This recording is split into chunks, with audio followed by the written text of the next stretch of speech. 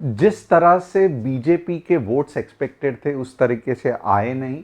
और कल जैसे कहा था कि अगर 340 होगा तो 23,500 या 600 आ जाएगा, अगर 370 रहा तो 24,000 भी आ सकता है। बट सुबह ही मार्केट को जैसे जैसे रुझान आने लगे पता चल गया कि बीजेपी में कुछ ना कुछ कमी रह गई है। और इसी कारण अगर आप देखोगे तो मार्केट में बहुत ज़्यादा गिरावट सुबह ही दिखने आई। और आप देखोगे तो दिन भर में मार्केट ने प्रॉपरली ये रेड कैंडल बना के ही क्लोज किया है। तो अब क्या होगा, बहुत लोगों को बहुत सारी दुविधा रहेगी कि ये मार्केट में अब क्या होने वाला है, क्या सारा का सारा खेल ख़त्म हो गया है, क्या ये मार्केट और गिरने वाला है।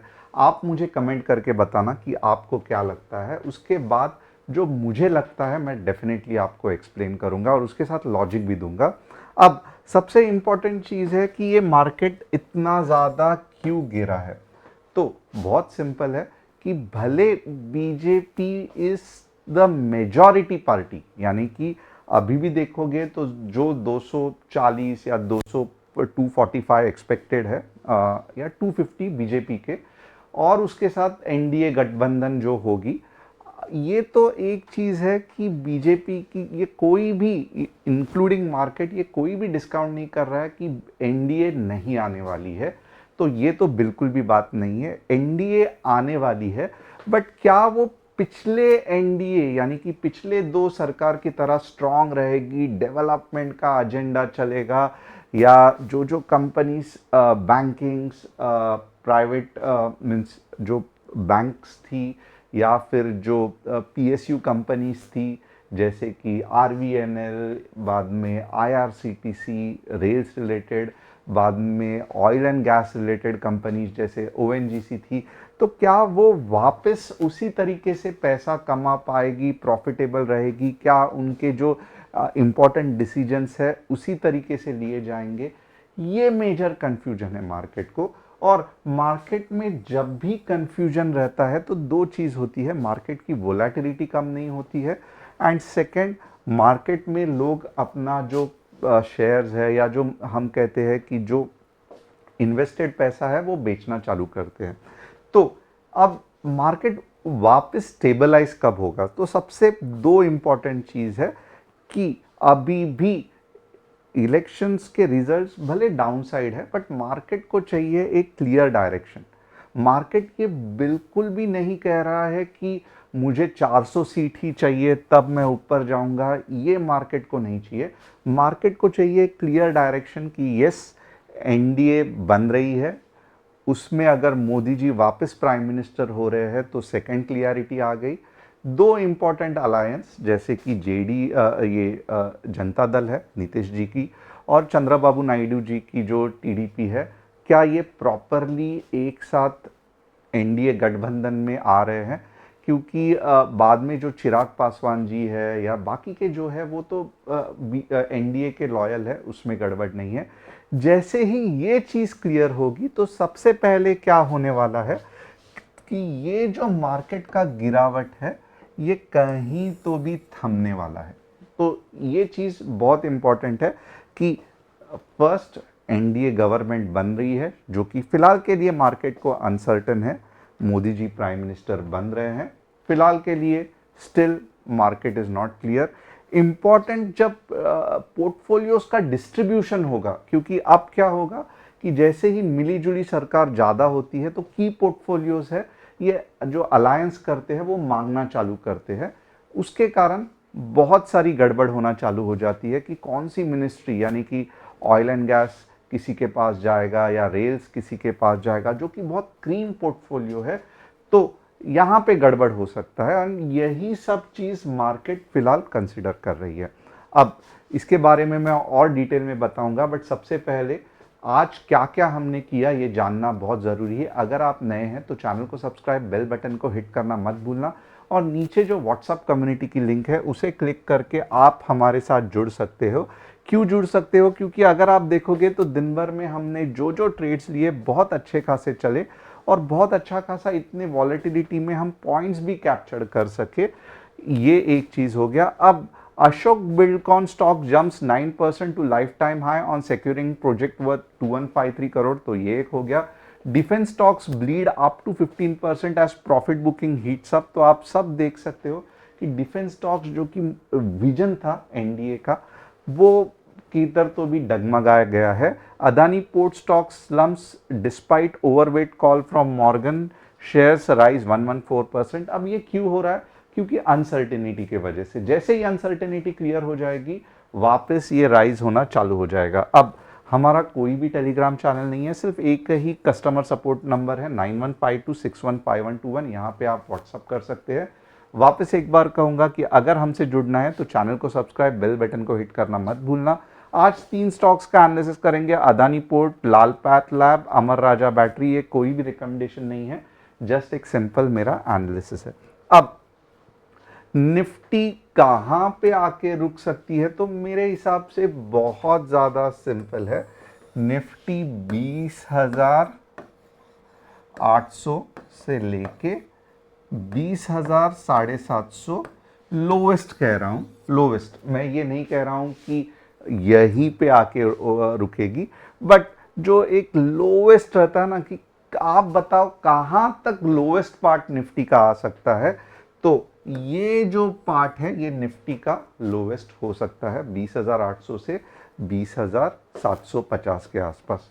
अब ये कब तक मीन्स क्लियर हो जाएगा? बट बहुत सिंपल है, अगले 2 या 3 दिन में ये क्लियर हो जाएगा.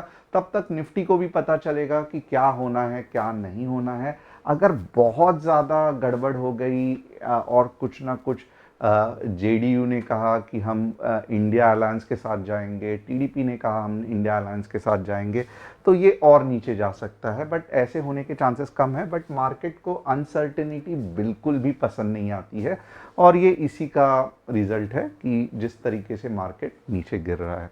अब और क्या हो सकता है यहाँ पे? तो कल मैं वापस कहूँगा it's buy sell on dip market, यानी कि सॉरी, मैं जो कह रहा हूँ it's sell on rise market. इसका मतलब क्या है? तो कल 22,250 के आसपास आपको एक गिरावट दिख सकती है, जो आपको 21,500 तक लेके जा सकती है. तो भले मार्केट मॉर्निंग में गैप अप हो जाए, ये मैं कहूँगा 22,250 जाए या 22,300 जाए, बट ये अगर आप एक चीज़ है, आप खुद अपने हिसाब से देखो कि क्या मैं क्लियर हूँ कि मोदी जी आ रहे हैं, क्या मैं क्लियर हूँ कि एनडीए का जो वीक एनडीए का प्रॉब्लम है वो सॉल्व हो गया है. अगर ऐसा है तो आप देखोगे कि धीरे धीरे मार्केट ऊपर जा सकता है. बट अगर ऐसा नहीं है और फिर भी मार्केट गैप अप हो रहा है, तो बहुत ज़्यादा चांसेस है कि ये वापस सेल आउट होगा और 21,500 तक जाएगा.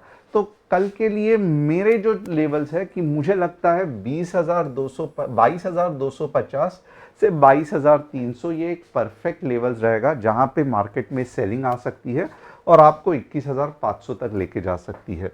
इससे ज़्यादा फिलहाल मुझे कुछ भी चीज़ डिस्कस नहीं करना है, क्योंकि अननेसेसरीली मैं कंफ्यूज करूंगा आपको, क्योंकि ऐसे चीज़ जहां ऑलरेडी मार्केट के एनालिसिस पे ज़्यादा चीज़ अवलंबन नहीं है, ज़्यादा से ज़्यादा जो इलेक्शंस पे है, तो हम कितना भी इसको टेक्निकल एनालिसिस में कैप्चर करने को देखें बहुत मुश्किल रहेगा.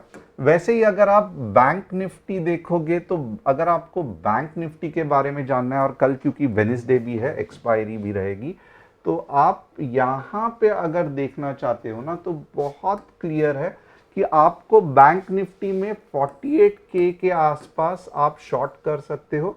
और बिलीव मी और नॉट, यानी कि कल नहीं बट मीन्स आने वाले 1 या 2 दिन में 46K आप लोवेस्ट कुछ समय के लिए, 1 या 2 दिन, या मे भी ऐसा हो सकता है कल भी, क्योंकि जिस तरीके से मार्केट में वॉलेटिलिटी है, बहुत ज़्यादा चांसेस है कि आप बैंक निफ्टी में भी 46K देख सकते हो. तो ये विक्स है वो नीचे आना चाहिए था, और जिसके लिए हम सब डरते हैं कि इवेंट क्लियर हो गया अब विक्स नीचे आएगा, ये इतने जल्दी नहीं आएगा. इसका मतलब आप कल भी चांसेस है कि कॉल साइड में रह सकते हो. तो यहाँ पे 2 इंपॉर्टेंट चीज़ हमने डिस्कस की. अब देखते हैं अदानी पोर्ट का एनालिसिस. बहुत ऑफ कोर्स अप ट्रेंड में ही है, बट सेल ऑफ आने के चांसेस है. और ये जो नंबर है 1100, यहाँ पे कुछ इंपॉर्टेंट सपोर्ट्स दिख रहा है, तो यहाँ पे आके फिर वापस अदानी ऊपर जाने के चांसेस है। यहाँ पे और कौन सा है, तो अमर राजा बैटरी, अमर राजा बैटरी का भी सेम प्रॉब्लम है। हालांकि अदानी से बहुत अच्छा अमर राजा बैटरी लग रहा है एटलीस्ट ऑन चार्ट्स। तो यहाँ पे ये नीचे आ सकता है, 900 तक जा सकता है, लोवेस्ट 800 तक आ सकता है और फिर वापस ऊपर जा सकता है। तो यहाँ पे मैं कोई भी चीज़ फिलहाल के लिए आपको एवरेजिंग करने को नहीं कहूँगा। डॉक्टर लाल पातलाब मार्केट को कुछ रिएक्ट किया ही नहीं है, तो इनफैक्ट आप देखोगे तो मैं कहूँगा एफएमसीजीज ने अच्छा खासा ऊपर का उछाल दिया है। और यहाँ पे आप डॉक्टर पातलाब भी देखोगे तो एज सच मीन्स लग भी नहीं रहा है कि कुछ गड़बड़ है और ये ऊपर ही जाने वाला है, बट यहाँ पे एक इम्पॉर्टेंट सेलिंग जोन है। तो मैं कहूँगा फिलहाल के लिए आइदर ये इसके ऊपर जाना चाहिए या ये सेल आउट होके जब वापस ऊपर आएगा तो ये वाला पॉइंट आपको कैप्चर करना पड़ेगा। But overall yes it is recovering और कुछ समय के बाद डॉक्टर पैथलैब ऊपर भी जा सकता है। बट ये वीकली चार्ट है तो आपको सही समय पे कैच करना आना चाहिए और ये सही समय नहीं है। जहाँ पे आप देखोगे तो ये रेजिस्टेंस के नज़दीक है, तो आपको बेसिकली क्या करना पड़ेगा, रुक के और कुछ समय के लिए इंतज़ार करने पड़ेगा। होप आपको एनालिसिस पसंद आया रहेगा। Thanks a lot. चैनल को सब्सक्राइब और बेल बटन को हिट करना मत भूलना और हम कल मिलेंगे निफ्टी बैंक निफ्टी में इंटरेस्टिंग एनालिसिस के साथ।